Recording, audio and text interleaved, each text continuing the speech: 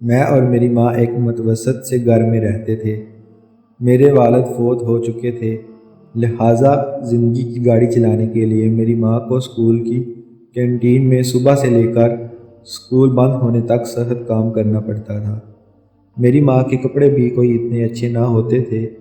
یہ کوئی اتنی بڑی بات نہیں تھی، کیونکہ مجھے اپنی ماں سے کسی اور بات پر سخت نفرت تھی۔ وہ یہ کہ میری ماں کی ایک آنکھ نہیں تھی، جس سے مجھے میری ماں بالکل بھی اچھی نہیں لگتی تھی، اور دوسری طرف اسکول کے بچے بھی مجھے اکثر کہتے تمہاری ماں ایک کان سے کانی ہے، جس سے میری نفرت میں اور اضافہ ہوتا۔ جبکہ میری ماں مجھ سے بے حد پیار کرتی تھی اور پڑھائی کے معاملے میں ہر وقت سہولت مہیا کرتی، جو دوسرے بچوں کو حاصل تھی، مگر میں نے اپنی ماں سے ہمیشہ نفرت کی۔ خیر، میں تعلیم حاصل کرتا گیا۔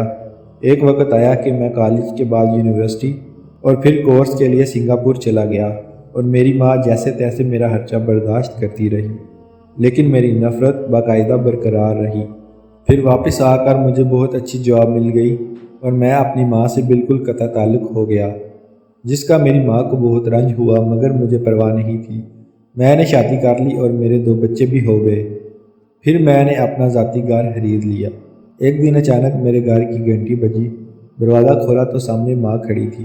میری بیوی اور بچے تجسس سے میرے پیچھے کھڑے ہو کر بولے، یہ کون ہے؟ جبکہ مجھے بے حد غصہ آیا، میں نے ماں کو کہا، تو یہاں کیوں آئی ہے؟ کیوں میرے بچوں کو ڈرانا چاہتی ہے؟ ان کو کیوں ڈسٹرب کیا ہے؟ میری ماں نے کوئی لفظ نہ کہا اور انہی قدموں سے واپس چلی گئی۔ تھوڑا وقت گزرا، پتہ نہیں کیوں میں ایک دن جاب سے واپسی پہ اپنی ماں کے گھر کی طرف چلا گیا۔ گھر نہیں تھی۔ ہمسایوں سے دریافت کرنے پر معلوم پڑا کہ ماں کچھ دن پہلے فوت ہو گئی ہے، لیکن ہمسائے نے کہا اچھا ہوا تم آ گئے، تمہاری ماں تمہارے لیے ایک خط چھوڑ گئی ہے۔